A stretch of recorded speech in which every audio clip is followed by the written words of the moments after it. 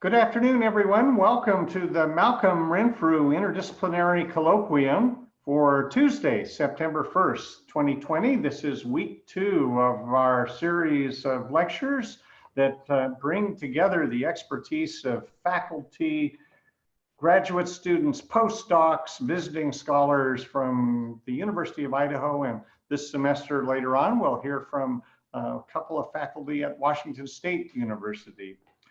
This is the second of 6 weeks related to the COVID-19 pandemic, to bacteriology and epidemiology, and to social science responses to our current pandemic. And in just a moment, I'll be introducing today's speaker. But before I do that, I'd like to introduce my co-coordinator of the Malcolm Renfrew Colloquium Series, Dan Buckfitch. Dan was with us last week, but wasn't able to say hello. And if you recognize Dan's background, he is from the Kibbe Dome, where he's teaching a class that ends just before this program begins. So welcome, Dan. I also see Kristen McMullen on screen, and Kristen's been very helpful with some of the logistics, particularly for the face-to-face portion of the curriculum. Hello, Kristen, thanks for your wave. Next week, we will hear from Thibaut Stalder from the Department of Biological Sciences, and his very timely topic is wastewater surveillance to predict COVID-19 pandemic in rural communities. And he'll be talking about one of the epidemiologic tools to detect the presence of the COVID-19 virus. And if you've been following our local news, there have been some interesting reports from this monitoring project, and we'll look forward to learning more about that from Dr. Stalder next week. Today, our speaker is no stranger to the Renfrew Colloquium. He actually spoke several years ago as part of a joint program with the Boris Symposium, and Professor Sam Minnich helped us understand the implications of the 1918 flu pandemic on the centennial of that, and who knew at the time how prophetic that was going to be in terms of our current situation. So today, he's going to take us even farther back in history to look at the bubonic plague, which he describes as the most virulent bacterial human pathogen. And there were 3 plague pandemics in recorded history: the 6th century, the 14th century, and the end of the 19th, beginning of the 20th century. Combined, these pandemics killed an estimated 300 million people. Sam Minnich began his academic career at Washington State University, receiving a bachelor's in bacteriology. He came across the border to get a master's in microbiology at the University of Idaho before going to Iowa State University for a PhD in microbiology. He pursued postdoc studies at Purdue and further studies in microbial molecular genetics at Princeton before coming to the University of Idaho as a faculty member in 1989. And so without further introduction, I'll welcome today's speaker, Professor Sam Minnich. Okay, thanks again for the introduction. It's an honor to talk at this colloquium. The title of my talk is Evolution of the Plague Bacterium, Yersinia pestis. Before we start, I thought I'd use a slide that I've used in introductory microbiology for decades when I've taught. This is from a Frobisher microbiology textbook from the 40s that I used to show the aerosols are generated by sneezing or talking. So the most dangerous pandemics are spread in the air, which I'll make an argument for. And this is no exception with COVID-19. I keep hearing on the news reports that we're in this unprecedented time.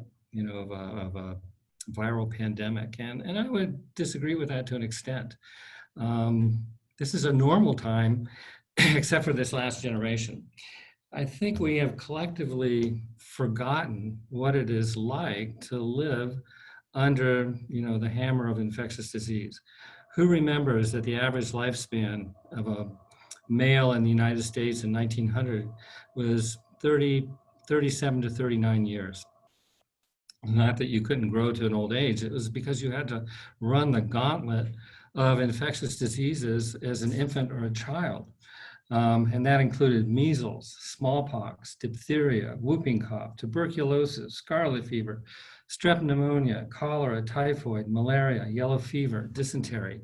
And it wasn't until we understood the natural history of these diseases and introduced vaccinations that we have this privilege of arguing whether a face mask can reduce the spread of disease, which this picture clearly shows. If you use a handkerchief or your hand, preferably your elbow, you can reduce the airborne particles that can contain infectious agents such as viruses or bacteria. This is microbiology 101. And with social media, everybody is an expert. I like this cartoon out of the New Yorker, I think it was last month, where you have this couple talking over a glass of wine and it says, "Let me interrupt your expertise with my confidence." And you run into this in the community, people arguing whether face masks are efficacious, if a vaccine is produced, whether they're going to take it because they're afraid of the danger. I mean, this is amazing to me as a microbiologist. But let's get to the topic. There have been 3 plague pandemics that, again, as Kenton mentioned, have estimated to have killed 300 million people in history.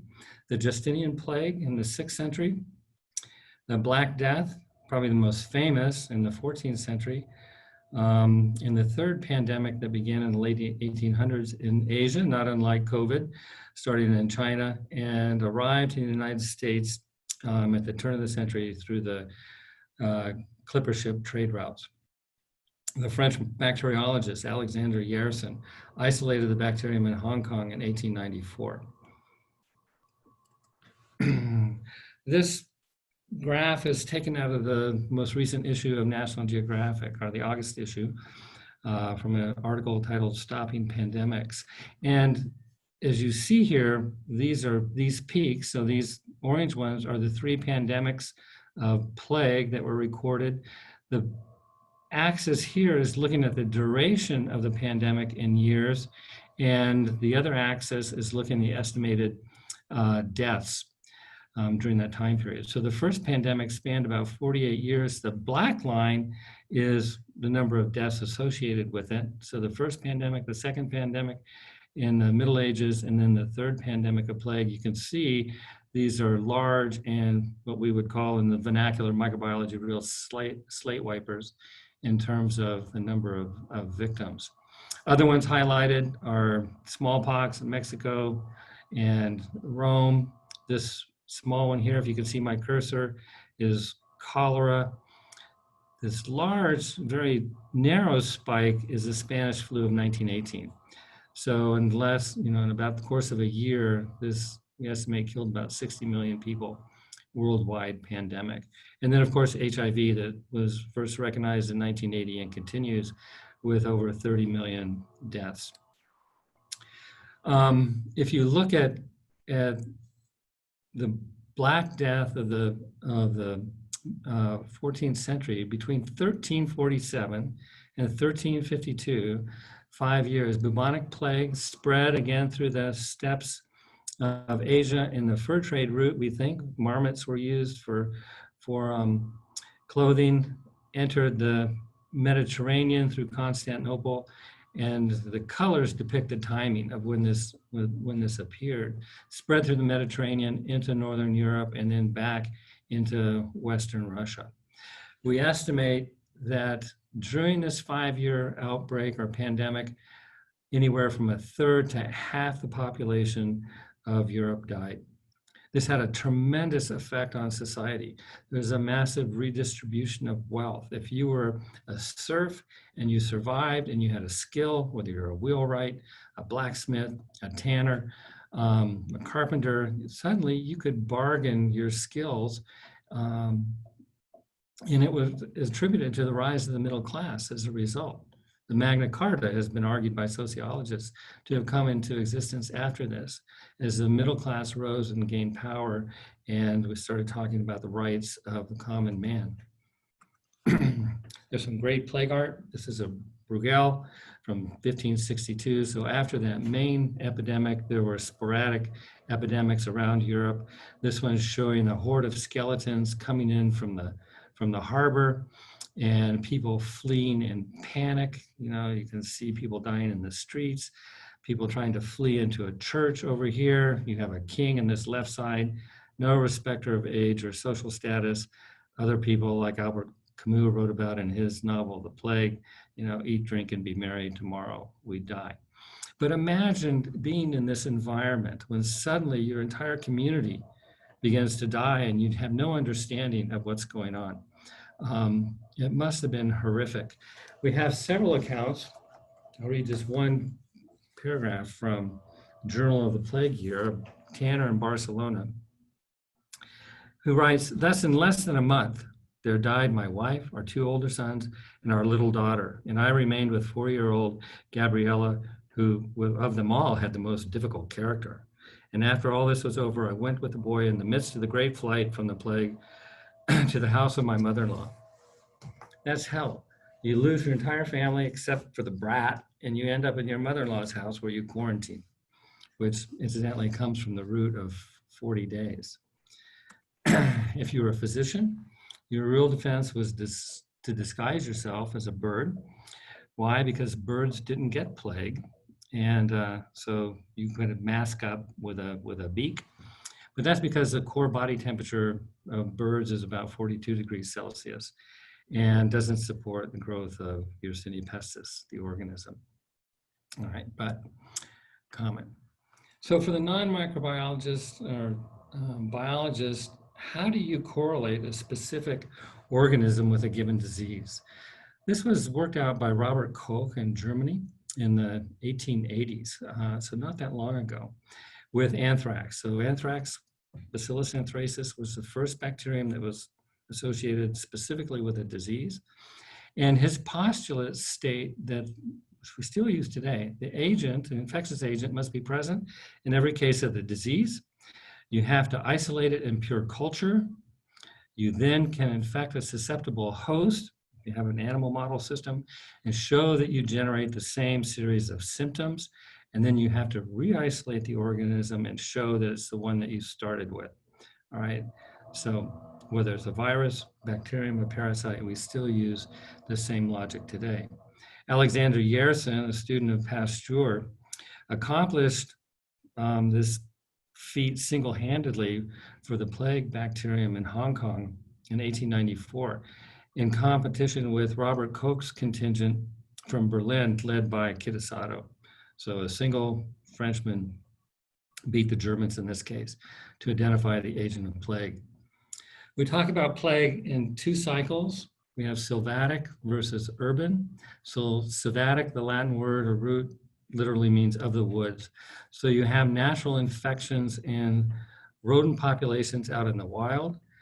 The organism, Yersinia pestis, is transmitted by fleas who take a blood meal and they can then jump onto another animal and transmit the disease. Occasionally larger carnivores can acquire it if they're feeding off an infected animal, be contaminated with fleas. And man is generally an incidental host, okay, if you come in contact with these animals. We had a case of plague 2 years ago in southern Idaho in Elmore County. A young boy acquired it from his pet. And the rodent populations in Elmore County do carry the plague.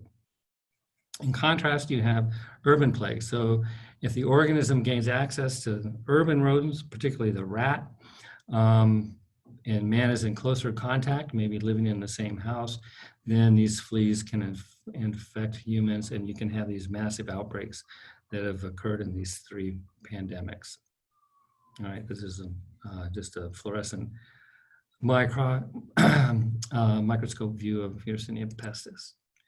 The vector, the flea, for our entomologists, this is the head end, and this flea has just taken a blood meal from an infected animal. And if Yersinia pestis is in the blood and it drops to room temperature, it will cause that blood to clot. It will block the entry into the gastrointestinal tract, and this flea will start to starve. It will go into a feeding frenzy.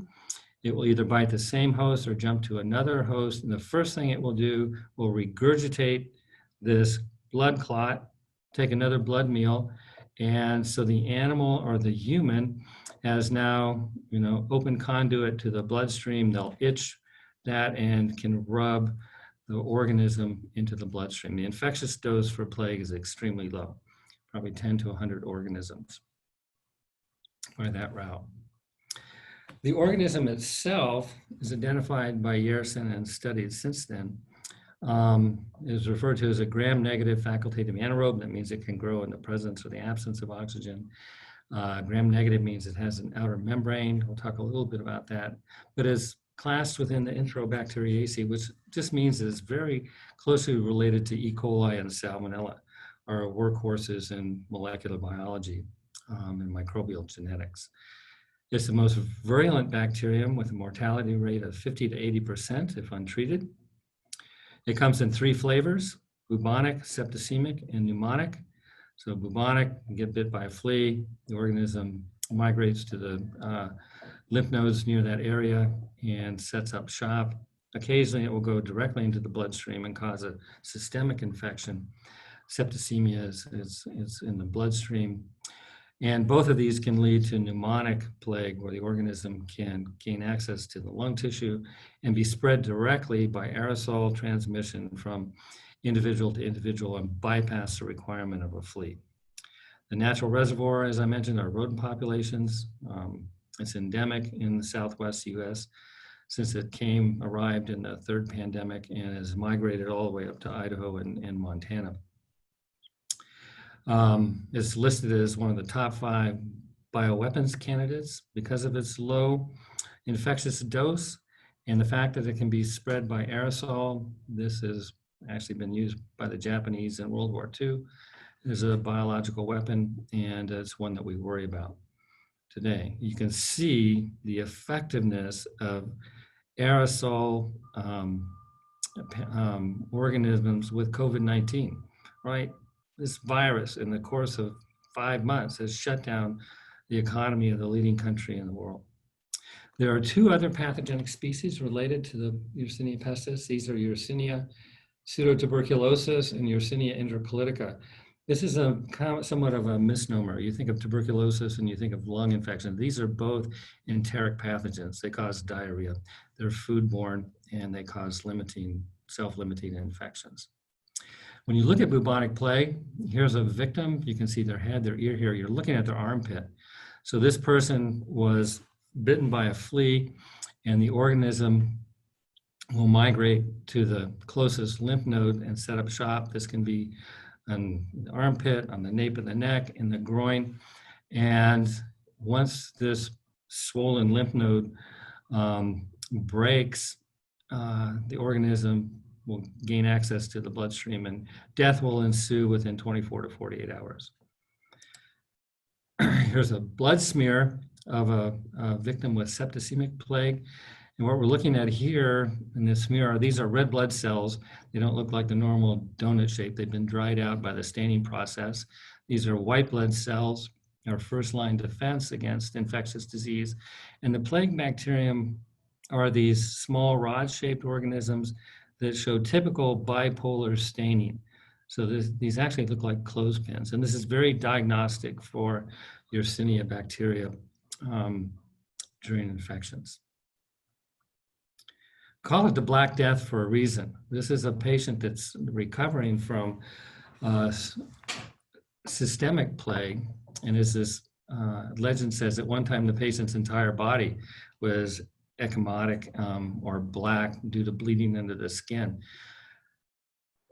he's lucky to have survived, but you go into shock, hypotension, you lose blood flow to the extremities. So you can see his nose, his fingers, his toes. He's lost 2 digits here, and very characteristic of death by this organism. It's not a pleasant way to succumb.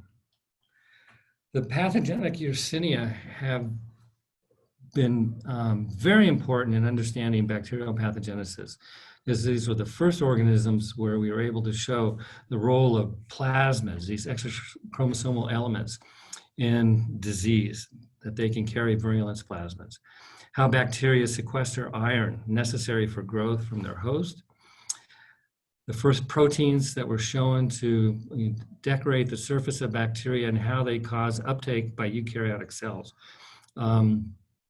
They actually invade neutrophils or macrophages and can grow intracellularly as pathogens. The concept of islands of pathogenicity. You find suites of genes localized on the chromosome, and the percent guanine plus cytosine is very different from the rest of the genome, which is a signature that these regions were picked up by some type of lateral gene transfer. They were imported on a bacterial virus, on a plasmid, on some type of transposable element. They're the archetype, the Yersinia archetype of the type 3 secretory systems. This is kind of a universal mechanism that all gram-negative animal and plant pathogens utilize to infect their host. The role of DNA supercoiling or superstructure in activation of genes by temperature.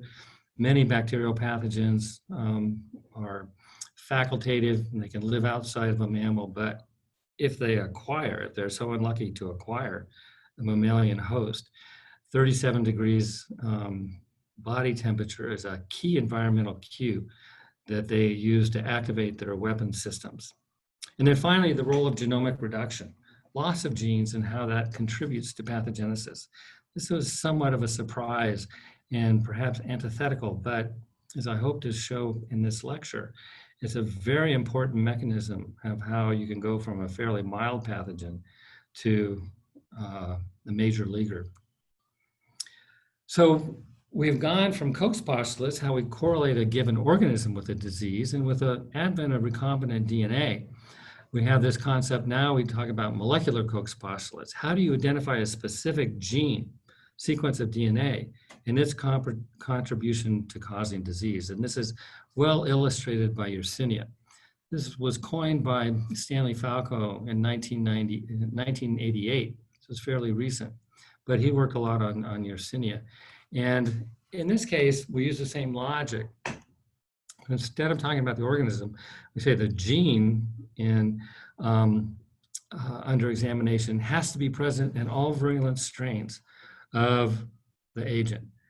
And by using site-directed mutagenesis, you go in and precisely disrupt that gene's function, leaving everything else intact, and determine, quantify if that single mutation has an effect on virulence. And then you have to repair that mutation and restore full virulence.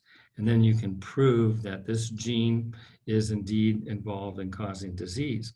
And it helps us understand the mechanism and means to interdict. This is a little complicated, but on this slide, I want to start comparing Yersinia pestis to its relatives, pseudotuberculosis and enterocolitica. So this oval is a bacterium, and it's divided down the middle. So on the right, this is indicative of the 2 enteric pathogens, pseudo-TB and enterocolitica. On the left is a plague organism. The genome of both is around 4.3 million base pairs of DNA. That codes for about 4,300 genes, plus or minus change. These circles are extra chromosomal elements we refer to as plasmids. So again, the Yersinia were the first organisms where plasmids were shown to be essential for causing disease. They carry virulent seeds. So both of the enteric Yersinia pathogens and pestis have a common plasmid. This codes for a type 3 secretion system. This is a little nano syringe that decorates, so all the genes are encoded on this on these plasmids. And there's a syringe. If this makes contact with the surface of a human cell, it will actually inject a set of proteins into that cell that will disrupt the signaling process and jam the first line of defense of our immune system, so the innate immune response. So this is active suppression of immunity. And the hallmark of a Yersinia infection is there's no inflammatory response. It's amazing how they shut that down. Also, if you note, the enteric pathogens make flagella. So this is a basal body. This is a long filament repeller. This is only made at 30 degrees and below. Once it gains access to a mammal host, the temperature will shut this off. This type 3 secretion system is off at low temperature, but it's induced by 37 degrees and assembles on the surface. Plague has two other plasmids that are essential for virulence. This one is a little higher copy number. It's about 6,000 base pairs, allows for systemic spread of the disease, codes for those proteins. This one allows life in a flea and for biofilm formation as well. Okay. And I think that's enough for that slide. If we look at the pathology, again, we're comparing the two related organisms, Intercolitica and pseudotuberculosis on the right with plague on the left. So these organisms that I mentioned cause gastroenteritis or diarrhea. They're foodborne or waterborne. They enter the lymphoid tissue through the intestinal lumen through these antigen sensing cells we call M cells, and they gain access to macrophages, but they remain localized in infections. The mortality rate is very low. We don't even treat these diseases usually with antibiotics. They're self-limiting. Systemic infection is rare if the host immune system is compromised, but the mortality rate is less than 0.5%, and that's in the age extremes. Contrast to the Yersinia pestis, you get systemic infection, high mortality rates, the ability to live inside a flea, which is a very different environment from a mammal, and it can be spread by respiratory droplets if it gains access in the lung tissue. So how, when we think, these pseudotuberculosis and plague are closely related. This is a complicated slide. I'm going to walk you through it, but I find it fascinating and the steps in evolution of plague. So up here in the top left, we have a bacterium. This is a chromosome.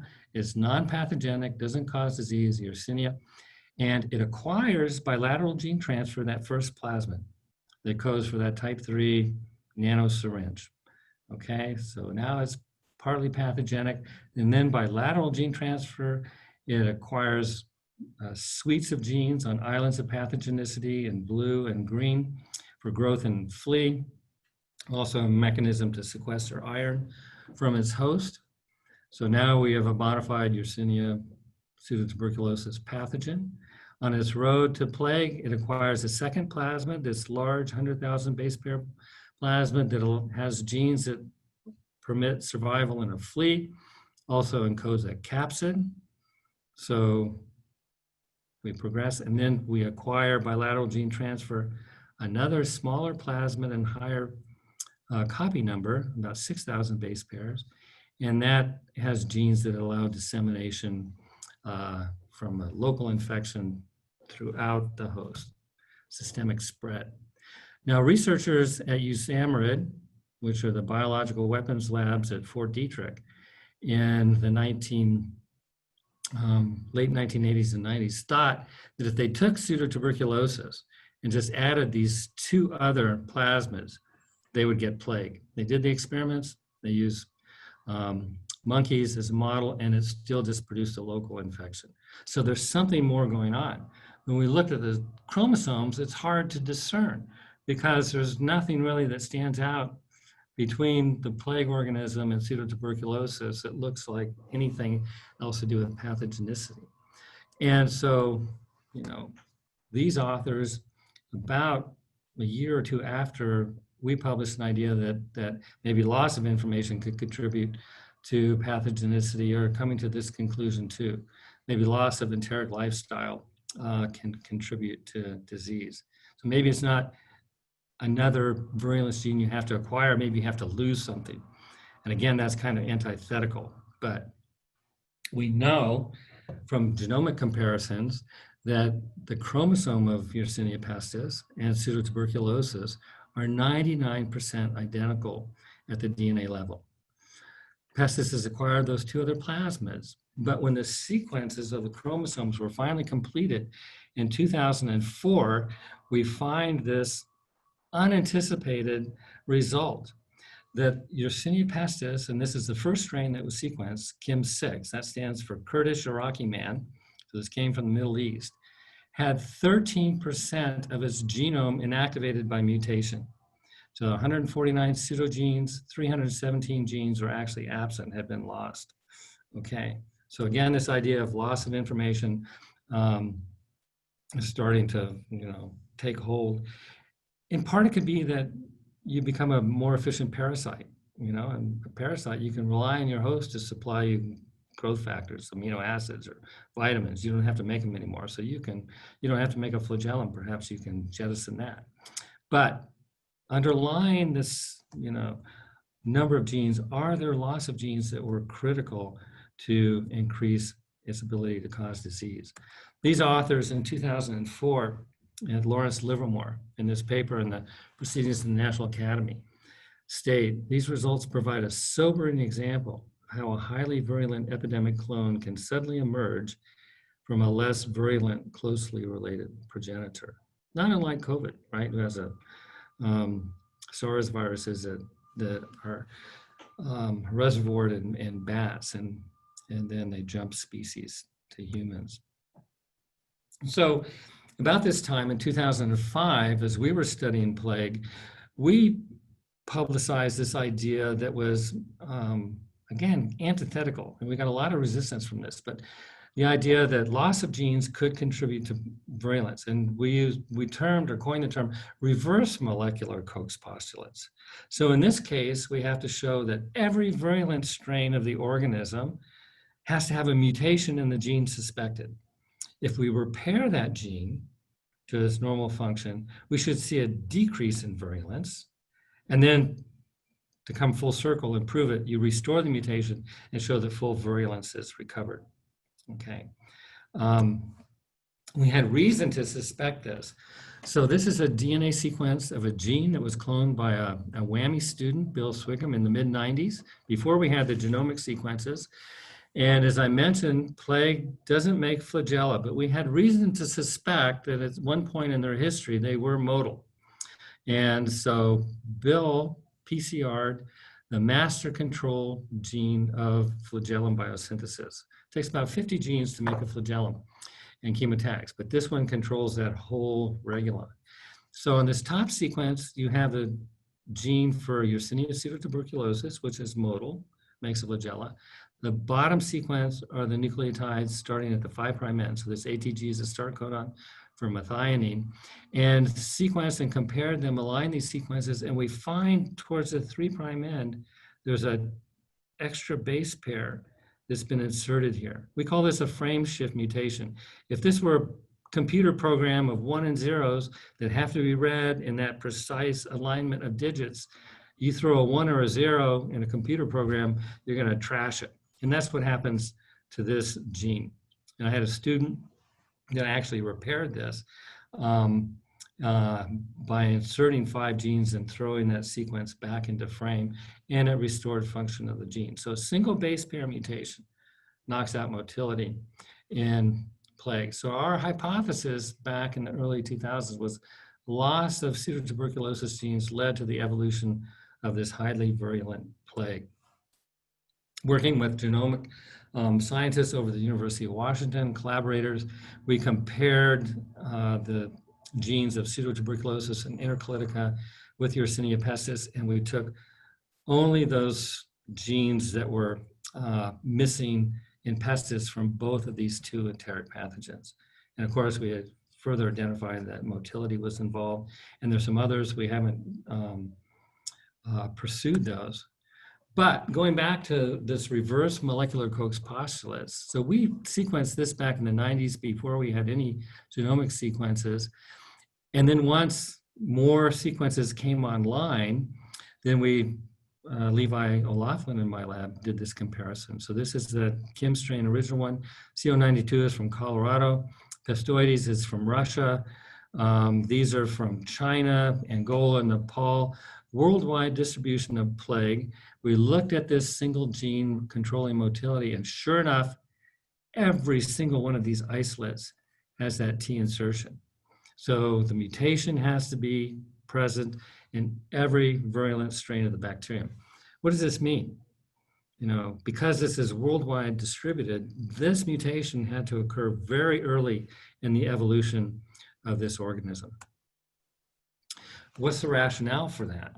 As I mentioned, you have this type 3 secretion needle-like complex that's encoded on the plasmid, one virulence plasmid. This is a nano syringe. It's a nano machine that if it makes contact with you, and this is electron micrograph on the bottom on the right, what these things look like. And this is the basal body of a flagellum, a rotary engine. And they're similar in terms of function because all of the proteins that, like the monomer, the protein that forms a filament. So I don't have that filament, but that long filament that extends up to 10 cell lengths, 50,000 monomers, are made in the cytoplasm down here. They're exported through this hollow core all the way out to the tip where they polymerize in the cell. Likewise, the proteins that are using the type 3 secretory apparatus are secreted through that hollow conduit and injected into your cells. The genes recognizing these proteins for export, they have the same zip code. We hypothesize that if you're expressing flagellin and a type 3 systems simultaneously, perhaps the substrate, the proteins, would be exported out the wrong system.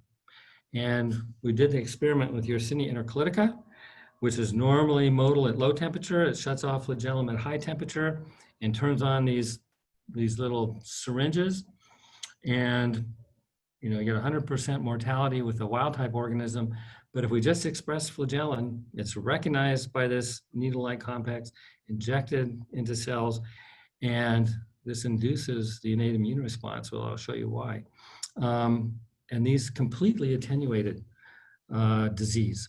All of the animals in this test group survived. All of them were killed. And that's because you're mis-secreting a protein under the inappropriate conditions. Why is that? Here's a cartoon. Here's a bacterium that's motile. It's making flagellin in the cytosol, exporting it through this hollow core, assembling on the tip. This we call a pattern molecule now, that our immune systems are looking for flagellin because they have signature sequences that are recognized by these receptors. We call them toll-like receptors.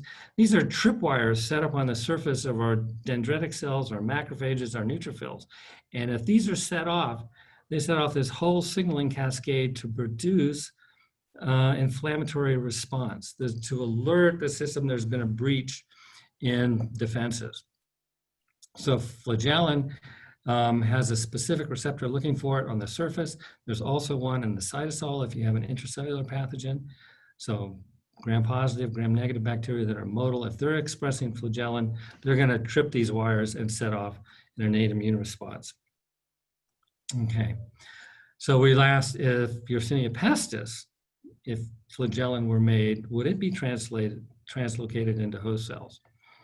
And so we did this experiment, Levi O'Loughlin in my lab.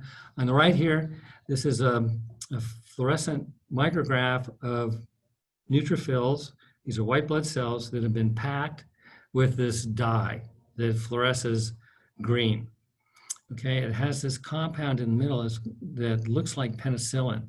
So if you have an enzyme that breaks down penicillin, and we call it a beta-lactamase, you'll shift that green fluorescence to blue. So the cytoplasm stuffed with this, and we took flagellin, fused it with beta-lactamase, put it in Yersinia pestis, and asked if it's recognized, if it can be injected into neutrophils, and it works very efficiently. So that means flagellin, if it were expressed from the flagellar system, would be injected into white blood cells that have these receptors looking for that molecule to set off the immune response. And we show in this, we're monitoring these cytokines. These are indicative of inflammation if they're expressed. On the left here, we're looking at fold change of two of these markers, interleukin-6 and MIP2, at 6 hours and 24 hours after we've infected them with a flagellin secreting Yersinia pestis, and we see a significant bump in their expression. A key marker of inflammation is IL-1 beta, interleukin-1 beta. And again, you see in our organism expressing flagellin, Yersinia pestis, we're looking at picograms per mil. So this is a different assay. Compared to our controls, we get a significant bump. So if you make flagellin and you have a type 3 system, it's going to activate the innate immune response, inflammatory response. The hallmark of a Yersinia infection is there's no inflammation. Now, the story gets interesting, and I'm near the end here. And this is from a Cell paper that was published in 2015. And these researchers were investigating these skeletons from the Bronze Age, that these burial sites were found all over Western Russia and Europe, just to identify the source of these individuals by isolating their genomic, their DNA from teeth. And it was found of 101 of these skeletons, 7 individuals had Yersinia pestis infection. They actually assembled the entire chromosome of Yersinia pestis with this forensic type of approach.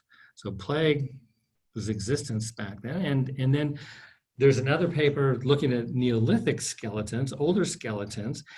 And the bottom line is that you can trace the evolution of plague through a combination of lateral gene transfer. So the blue arrows are genes that have been acquired from some other source, either a virus or a plasmid. And the red arrows are mutations that are necessary for this organism to gain pathogenicity. And so we can see the acquisition of these 2 plasmids occurred fairly early, a mutation that allows flea transmission. And here's our FLHD inactivation, our single base pair mutation that we discovered in the 90s is present in this, genomes extracted from these Neolithic individuals that appear right around 3700 BC. So the bottom line, I'm not going to talk about this for time, but there's another example from our lab where we show that there's another common pattern that's present. But in summary, I hope I've made the argument that Yersinia pestis is a very recent clone of a fairly innocuous enteric pathogen. All right. And we think that flagellar biosynthetic pathway loss of it was important in this transition. We have evidence of it now all the way back from these ancient skeletons. We showed that flagellin, if expressed through the type 3 secretion system, would activate the innate immune response. We weren't allowed to restore motility by our NIH panel because they were worried about, actually restoring function in these highly pathogenic organisms. Perhaps someday we can do that under the right conditions. But if you express flagellin, it induces the innate immune response, and we think reduces pathogenicity. Gene loss or genomic reduction or genomic entropy now is accepted. We find it in other organisms. Yersinia was the first. This is one mutation that we identified in FLHDC for motility. We find in the organism that causes bacterial dysentery, Shigella, is non-motile. It was motile at one time. It has mutation in this same set of genes. Hemorrhagic E. coli, 0157H7, there are non-motile strains coming out of Central Europe that are seem to be more highly pathogenic. And they have a mutation in the same loci. This is a hamburger strain. Whooping cough, Bordetella pertussis, likewise was motile at one point in its history, has a mutation shutting off flagellin biosynthesis. When you see a pattern like this in biology, there's a reason for it. And we think genomic reduction enhances the organism to cause virulence. And there's three other examples in plague, which I haven't talked about. So I'm going to bring it in for a landing. I want to acknowledge my collaborators and friends, Carolyn and Greg Paulhatch, that have worked with us, and then students and technicians in the laboratory. Lawrence Romer at the University of Washington that helped us with the genomics, and Renee Sasolis with the fly bee beta-lactamase fusion. Our work was supported by the NIH, and I'm happy to take any questions. Thanks for your attention. Sam, thank you for an informative and very timely presentation. This was really fascinating to see that long-term history of the plague. And I might start with a question just a little bit about the most recent bubonic plague pandemic, the one at the end of the 19th, beginning of the 20th century. Can you talk a little bit more about where it originated, how it spread, and how it was controlled? It originated in China, and so, like, you know, the 14th century, it just spread on the trade routes, and it was imported into the United States by clipper ships coming out of Shanghai and Hong Kong. You know, there was a very large outbreak in Hong Kong, and that's when Robert Koch in Berlin and Pasteur in Paris, you know, sent their microbiologists to try and isolate it during this golden age of bacteriology. But it was, you know, from what we can tell, a pretty horrendous outbreak. I see several other scientists in the audience, and I would invite them to join in the dialogue here. If any of you would like to ask a question in chat, or just simply unmute yourself and ask Sam a question directly.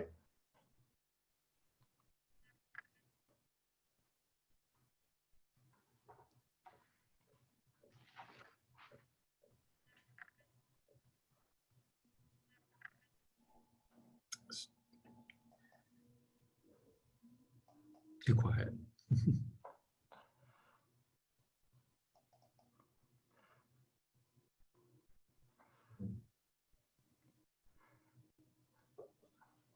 I'll jump in again.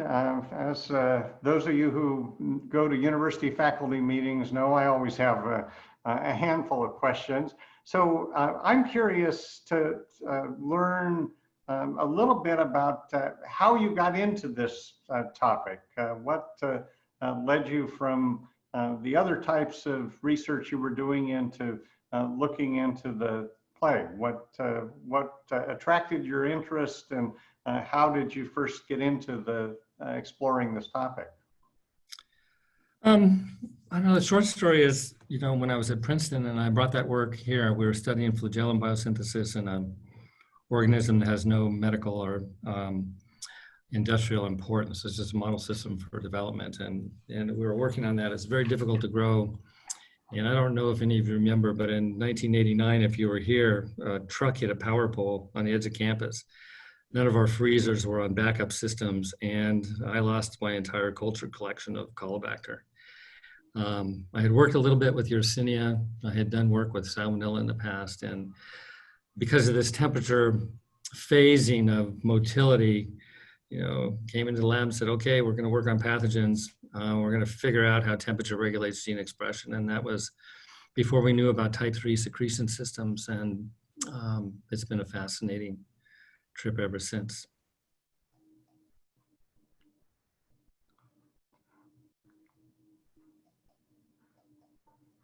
Other questions from our Zoom audience?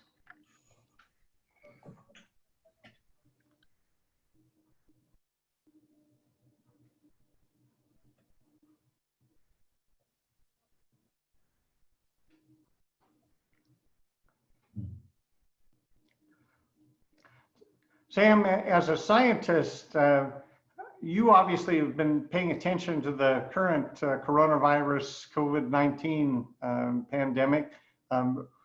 When did you first notice what was going on in China, and then as the virus spread? And was there a point where you realized that this had the potential to go from just a regional or continental outbreak to something that would reach all over the world? I think very early. And again, that's serendipitous. Haiqing Sheng in our lab, our technician, was from Wuhan province. So very early in January, he was sharing emails and videos that he was getting from friends back home that something really serious was going on. I mean, we were seeing pictures of bodies in the street. And even though this was being downplayed by the Chinese at the time, he was very concerned about it. And I think, and he was taking the sequences that were coming out of China from his friends and comparing them and found it was a SARS virus. So just for that, student, our technician in the lab, Dr. Shang, alerted us that this is more than just a localized incident. We have a question in the chat from Tim Ewers, who is asking, do you have any ideas for using what you've learned through your research for medical interventions to combat the disease? I think there are a number of implications. The fact that the type 3 secretion system is common to animal and plant pathogens, I think this will be the Achilles heel of gram-negative bacteria. And our colleagues at the University of Washington, Sam Miller in his lab actually developed an inhibitor for the assembly of this complex. And so they're looking at the toxicity. That's one thing.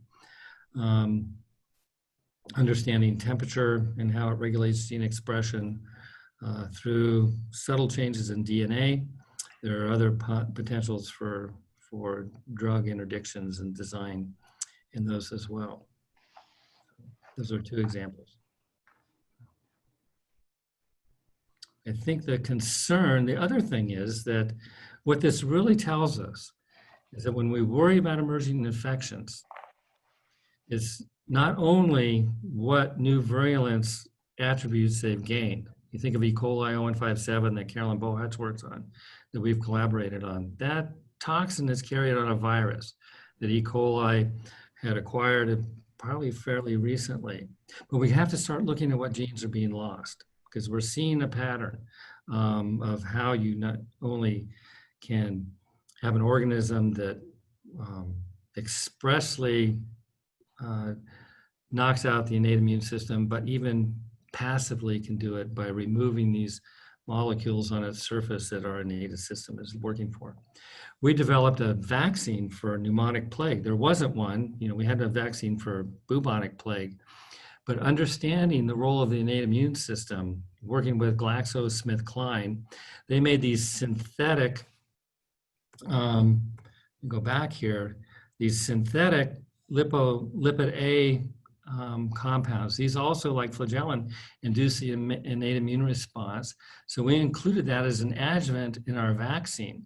But we found that a microgram of this compound itself is protected within a very narrow time frame. So these mice on the right, all these mice on the right were injected with this lipid A, a microgram under the skin, kind of like, and then with 10 lethal doses of the plague organism, simulating bubonic plague. On the left, these just received distilled water. And all these animals, we had this organism, Yersinia pestis, we built it so that it was expressing a light generating gene from a marine vibrio. So we can look in vivo through a machine to see where that infection is spreading by light emission. And all these animals within 10 days over here, these are the same animals through a sequence, 2 days, see spread, all these animals died. These animals that had just received a little bit of an immune inflammatory enhancer cleared the organism, okay? And so right there is a therapeutic thing, just understanding how these organisms work. This compound will protect against influenza. It's very nonspecific. So it's just our primary immune response. It's short-lived, but if you had an outbreak of plague, say, bioterrorism. You didn't know what it was causing, you didn't know what the agent was. You could take your first line defenders, spritz them in the nose with this material, and they would have some protection until we were able to identify the organism. So I think that's a cool experiment. Thank you, Tim, for that question, and Sam for talking a little bit more about the implications and potential medical interventions. So I'm not seeing any other hands raised or comments in the chat, so I think we can wrap up for today. But before we go, I would invite you to applaud our speaker either virtually on camera or with the little hand signal in your Zoom menu. It's great to have you back on the Renfrew program again, Sam, and hope that you'll continue to join us over the next couple of weeks as we deal with other topics. And again, a reminder, next week, Tuesday, September 8th, 12:30 in Zoom. Our speaker is Thibaut Stalver from Department of Biological Sciences, and his topic is wastewater surveillance to predict COVID-19 pandemic in rural communities. If you're not on the Renfrew email list and would like to be, or if you have friends or colleagues, please encourage them to just go to the Renfrew Colloquium website, and there's a link to sign up for the mailing list. The announcements are going out typically on Friday morning for the following Tuesday. So still several days that you can sign up and get next week's program. So again, Sam, thank you for your time, expertise today. Thanks to our audience, and look forward to seeing you on Zoom next week at this time. So have a great afternoon. Stay well, stay safe. Okay, thanks.